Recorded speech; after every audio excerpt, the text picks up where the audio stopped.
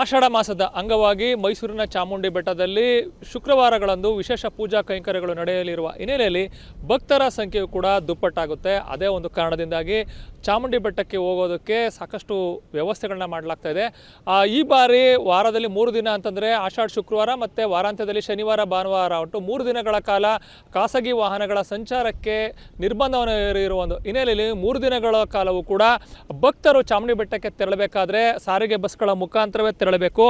ಈ ಒಂದು ಹಿನ್ನೆಲೆಯಲ್ಲಿ ಚಾಮುಂಡಿ ಬೆಟ್ಟದ ತಪ್ಪಲಿನಲ್ಲಿ ಇರುವಂತಹ ಈ ಲಲಿತಮಾಲೆ ಹೆಲಿಪ್ಯಾಡ್ನ ಬಳಿಯಲ್ಲಿ ಸಾರಿಗೆ ಬಸ್ಗಳು ಸಂಚರಿಸೋದಕ್ಕೆ ಈಗ ವ್ಯವಸ್ಥೆಯನ್ನು ಮಾಡಲಾಗಿದೆ.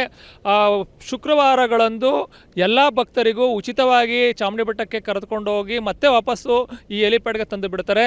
ಆದರೆ ಶನಿವಾರ ಭಾನುವಾರಗಳಂದು ಮಾತ್ರ ಪುರುಷರು ಹಣವನ್ನು ಕೊಟ್ಟು ಹೋಗಬೇಕು, ಮಹಿಳೆಯರಿಗೆ ಮಾತ್ರ ಶಕ್ತಿ ಯೋಜನೆಯಲ್ಲಿ ಚಾಮುಂಡಿ ಬೆಟ್ಟಕ್ಕೆ ಹೋಗಿ ಬರೋದಕ್ಕೆ ವ್ಯವಸ್ಥೆ ಇರುತ್ತೆ. ಇನ್ನು ಈ ಬಾರಿ ಆಷಾಢ ಶುಕ್ರವಾರಗಳಂದು ದೇವಿಯ ದರ್ಶನವನ್ನು ಪಡೆಯೋದಕ್ಕೆ ವಿವಿಧ ಮಾದರಿಯಲ್ಲಿ ದರ್ಶನಕ್ಕೆ ಹಣವನ್ನು ಪಡೆದು ಟಿಕೆಟನ್ನು ಪಡೆದು ಹೋಗುವಂಥ ವ್ಯವಸ್ಥೆಯನ್ನು ಮಾಡಲಾಗಿದೆ. ಇಲ್ಲಿ ಈ ಬಾರಿ 2,000 ರೂಪಾಯಿ ದರದ ಬಸ್ ಪಾಸ್ ಇರುವಂತಹ ವ್ಯವಸ್ಥೆಯನ್ನು ಮಾಡಲಾಗಿದ್ದು AC ಬಸ್ಗಳಲ್ಲಿ ಈ 2,000 ರೂಪಾಯಿ ನೀಡೋರಿಗೆ ಕರ್ಕೊಂಡು ಹೋಗ್ತಾರೆ, ಮತ್ತೆ ಅದೇ ಬಸ್ಗಳಲ್ಲಿ ವಾಪಸ್ ಕರ್ಕೊಂಡು ಬಂದುಬಿಡ್ತಾರೆ.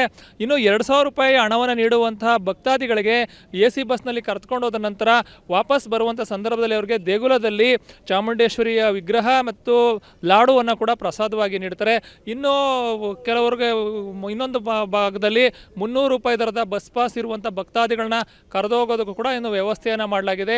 ಈ ಜನರನ್ನು ಕೂಡ ಚಾಮುಂಡಿ ಬೆಟ್ಟದಲ್ಲಿ ಒಂದು ಪ್ರತ್ಯೇಕ ಒಂದು ಲೈನ್ನಲ್ಲಿ ಅಲ್ಲಿ ದರ್ಶನವನ್ನು ಪಡೆಯೋದಕ್ಕೂ ಕೂಡ ವ್ಯವಸ್ಥೆಯನ್ನು ಮಾಡಲಾಗಿದೆ. ಇನ್ನು ಮತ್ತೊಂದು ಬದಿಯಲ್ಲಿ ಉಚಿತ ಅಂದರೆ ಧರ್ಮ ದರ್ಶನವನ್ನು ಪಡೆಯಲು ತೆರಳುವಂತಹ ಉಚಿತ ಬಸ್ಗಳಲ್ಲಿ ತೆರಳುವಂತಹ ಭಕ್ತಾದಿಗಳು ಕೂಡ ಇಲ್ಲಿ ವ್ಯವಸ್ಥೆಯನ್ನು ಮಾಡಲಾಗಿದೆ.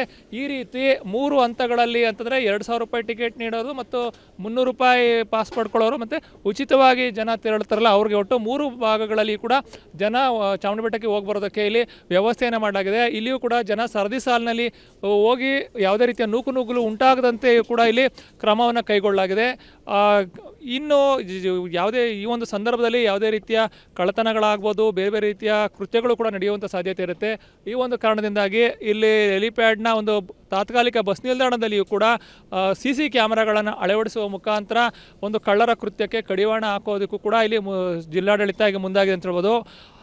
ಇನ್ನು ಈ ಒಂದು ಸ್ಥಳದಲ್ಲಿ ಶುದ್ಧ ಕುಡಿಯುವ ನೀರಿನ ವ್ಯವಸ್ಥೆ ಜೊತೆಗೇ ಮೊಬೈಲ್ ಟಾಯ್ಲೆಟ್ಗಳನ್ನು ಕೂಡ ಇಲ್ಲಿ ಅಳವಡಿಸುವ ಮುಖಾಂತರ ಜನರು ತಮ್ಮ ದಿನನಿತ್ಯದ ನಿತ್ಯ ಕರ್ಮಗಳನ್ನು ಮುಗಿಸ್ಕೊಳ್ಳೋದಕ್ಕೂ ಕೂಡ ಇಲ್ಲಿ ವ್ಯವಸ್ಥೆಯನ್ನು ಮಾಡಲಾಗಿದೆ. ಒಟ್ಟಾರೆಯಾಗಿ ಚಾಮುಂಡಿ ಬೆಟ್ಟದಲ್ಲಿ ಈಗ ಜೂನ್ 27ರಿಂದ ಮೊದಲ ಆಷಾಢ ಶುಕ್ರವಾರದ ಒಂದು ಪೂಜಾ ಕೈಂಕರ್ಯಗಳು ಆರಂಭ ಆಗ್ತಾಯಿದ್ದು.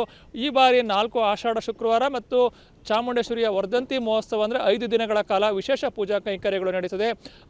5 ದಿನಗಳ ಕಾಲವೂ ಕೂಡ ಎಲ್ಲ ಭಕ್ತಾದಿಗಳಿಗೂ ಅಂದರೆ ಪುರುಷರು ಮಹಿಳೆಯರು ಎಲ್ಲರಿಗೂ ಕೂಡ ಉಚಿತವಾಗಿ ಈ ಒಂದು ಭಾಗದಿಂದ ಪ್ರಯಾಣಿಕರನ್ನು ಕರೆದುಕೊಂಡು ಹೋಗಿ ಮತ್ತೆ ಇಲ್ಲಿಗೆ ಕರ್ಕೊಂಡು ಬಂದುಬಿಡ್ತಾರೆ. ಅದೇ AC ಬಸ್ನಲ್ಲಿ ತೆರಳೋರಿಗೆ 2,000 ರೂಪಾಯಿಯನ್ನು ದರವನ್ನು ನಿಗದಿ ಮಾಡಲಾಗಿದೆ.